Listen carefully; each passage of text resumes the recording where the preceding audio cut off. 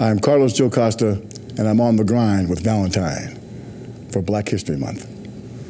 Hi, I'm Troy McLaughlin, and I'm on the grind with Valentine for Black History Month.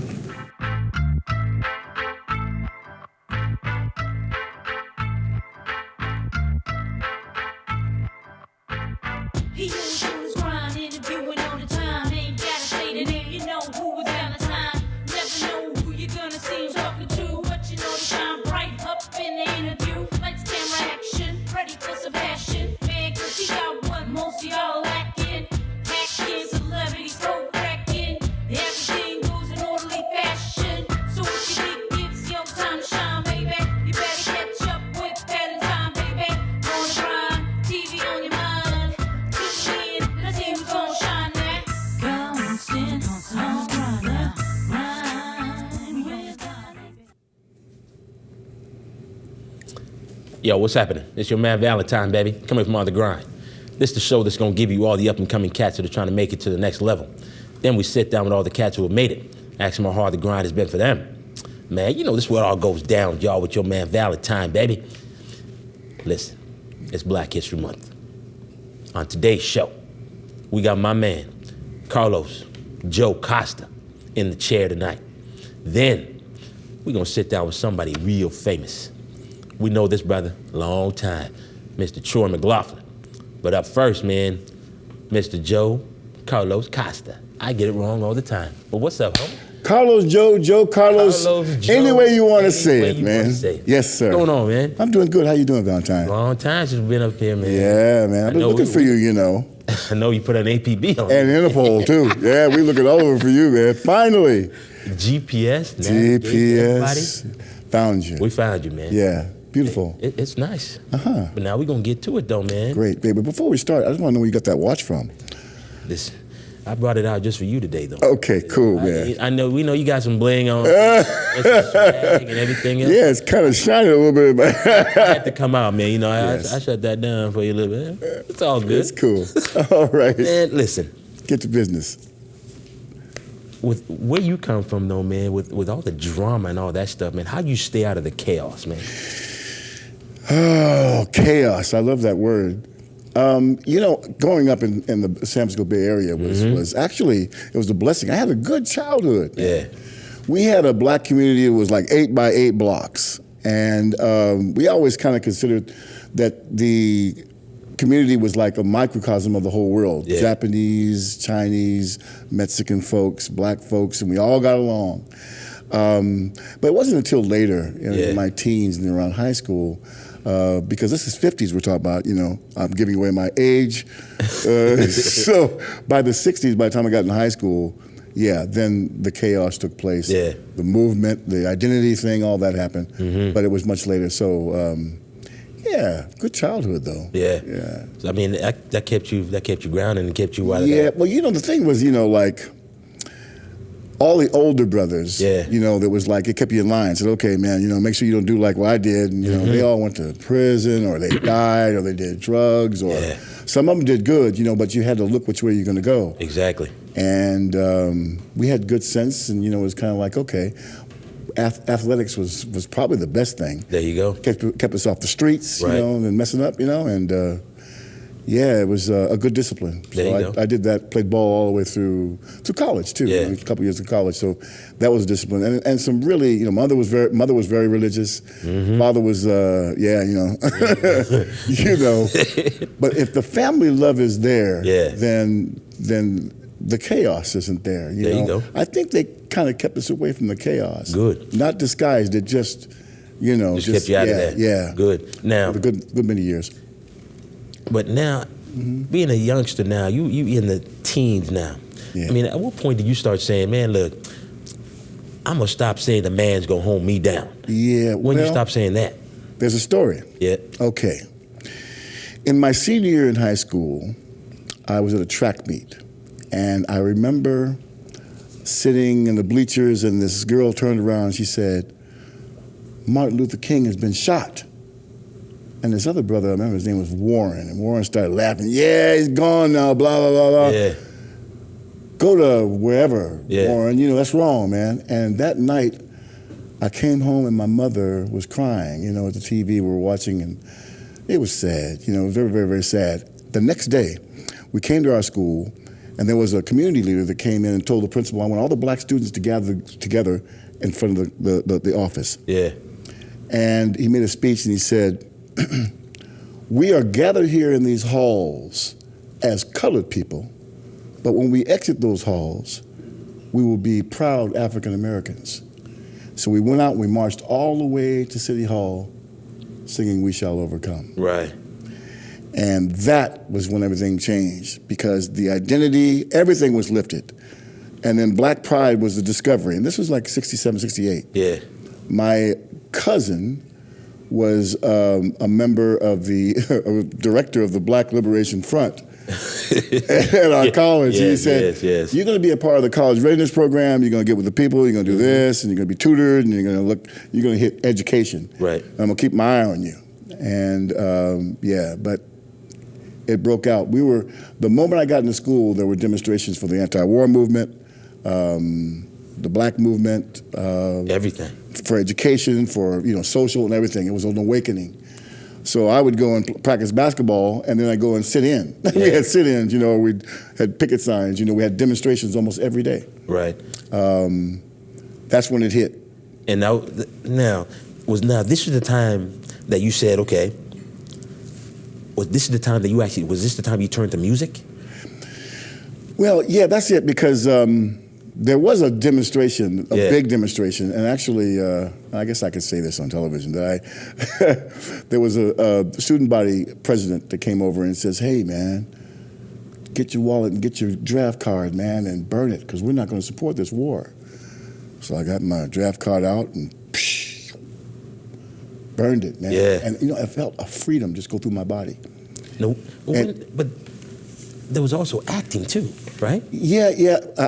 I'm going to get to that. But I'll tell you one thing is, that day of that demonstration, there were some other demonstrations going on at San Francisco State, and they had Reagan, Governor Reagan at the time, was sending troops with horses and billy clubbing students and all this. And some of them came to our campus, and they said, hey, down with the establishment, kill the pigs. And a Molotov cocktail landed right in front of the police because they were present, right? And a whole big, huge riot broke out, windows breaking and beating up teachers, and it was violent. So this one friend just escorted me off campus, man. I said to myself, that's it. I had a nervous breakdown for about 3 weeks, locked myself in the room. Yeah. 3 days, sorry, 3 days. 3 days. It was a long time. But it was music at that time. I was already a musician, and there was this one brother who was the big band leader, and he said, you know what, I'm going to recruit you to the band. And when I played, he actually saved my life, because I said, I'm going to turn to music, and I had to find my peace through music. And I found my pace through acting, too. I took workshops, and it all happened at the same time, around 69. Now, when did you get this? I mean, this is now, let's move a little further now. Sure. Now you had a role with in a movie with Chris Christopherson, right? Woo, that's a big jump. We're going to jump right there. Yeah, we're going to jump. Come back. And listen, and being in Canada, listen, it's Hollywood North. Yeah. And it was wonderful. It was a great opportunity, and I knew that Chris Christopherson actually was from my hometown. Mm-hmm. For a short period of time, he actually went to the same high school I went to. Right. We all knew this. So we're on the set out in Langley at this farm that used to be used for the show Smallville. Yep, Smallville. Yeah, and first day of shooting, I saw him on the porch, and I came up and I walked over. I said, hey, Chris, man, we got something in common. He goes, what's that? He goes, I'm a San-Mateo Bearcat. He said, you're a Bearcat! And he got my head like this. It was directly going, oh, this is very nice. Yeah, that's very good. Can we shoot this, please? Well, we'll talk later on. Yeah. It was lovely, man. We hit it off. It was just it was a great day, and we were supposed to shoot 3 days, but they cut back. But we had 2 major scenes, and just he's just a lovely guy. It was a great experience. I played his best friend and horse doctor. There you go. Now, it's cool with the acting, man, because there's a lot of discriminatory things that happen in acting. You know what I mean? So that role that you got with him. Yes. I mean, being a brother. I mean, how was that? Well, we're moving on up. Yeah. When I got into acting, I'd say when I got into film acting by the 80s, I looked back and I saw that, black folks were still stepping and fetching it. We're Yep. playing the maids and butlers, and then you went through the black exploitation films, Superfly and all that. But I said, when is it going to be a time when we could be celebrated not for these negative kind of characters, Yeah. but characters that have truth, families, doctors, lawyers, people who are successful, the real image of folks that can be expressed in this medium. Right. And I said, this is the time for me, and the time was right. And it's changed, and I was talking to my daughter about that. I said, yeah, I'm playing a horse doctor. She goes, oh, that's great. Isn't that great for you to play a horse doctor rather than playing because I had played criminals and bad guys. Yeah. I played cops too, played a lot There of you cops, go. which was funny, because anyway, that's another thing. But that was a very honorable type of role, a doctor, a horse There you doctor. go, man. And his best friend, it was positive. That's nice. And that positive message transfers to an audience, Yeah. a broad audience, man. It's like, yeah, look at this brother playing this part. Exactly. And so we have to think about that, So every time I go on and I play these roles, it's like, damn, yeah. I told my agent, I said, send me out for everything. Don't send me for that, so-called stereotype, role. It has to be a black character, and it has to be a whatever it is. It's typical. That's where the prejudicial racial thing comes in. We don't need that anymore. Nice. Let me play the policeman that just happens to be a policeman. It There you happens go. to be black. Exactly. I'm gonna get you the down. doctor, etc. I'm gonna get you on the grind question, man. And for Black History Month, all the cats are out there. We know it's Black History Month. They're not finding any love. They want to get some Black History Month stuff done, but not finding anybody to help them out to get it out. Well, what can you tell these cats, man, to help to inspire them to stay on the grind? Well, you mean just in terms of Being the next Carlos Joe Costa? do not be afraid. Right. Be proud. Work hard at your craft, whether it be music, whether it be dance, theater, Yeah. Or anything in life in terms of, and don't be afraid to aim high to be a doctor, to be a lawyer, to be a businessman, and not settle for being washing floors or remedial jobs. We don't have to do that anymore. Aim high, be true to yourself, and work twice as hard and be twice as better than your competition or anybody else. There you go. And listen to your elders. Exactly. Listen to your elders. Right. I like to be mentoring and doing that too, and supporting you, because I can learn from you, they can learn from me. Right. Yeah, that's what I would say. Nice. Now we got about a minute left, man. So we're gonna have to get this quickly. Cool, cool. Tell me, what's next for you, man? Because we want to know that you're doing some a play, or not a play, but a movie on Joe Forte, right? Yeah, Sum that up in like 30 seconds of what you got to 30 do. seconds. I played Joe at a festival, and I researched him. I said, this brother's done a whole lot in this place, not only as a lifesaver, but I said, I want to do something. I outlined a screenplay idea, but I couldn't find that much about him. But then I met Lisa Ann Smith, who you had on the show before, and she has this book, Our Friend Joe. Yep.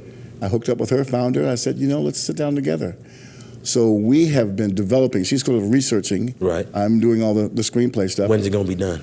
You know what? I got almost 100 pages. Okay. And I'm shooting for spring, summer to be finished with first draft. Okay. And we're going to bring Joe to the main screen. Nice. And I'm going to do everything I can, and I will take those steps to find out how it's going to be made. But the script starts first. Okay. Yeah, absolutely. My man, Carlos Joe Costa. Yes, sir. Anytime, bro. On the grind, baby. You know what I mean? Come Yes, back and sir. see us when we Would love to. get this done again. Yes. All right. Okay. So, this is my man, Carlos Joe Costa. Up next, Troy McLaughlin. Come back and see me, man. Yeah. Give me some more. Yeah. You already know.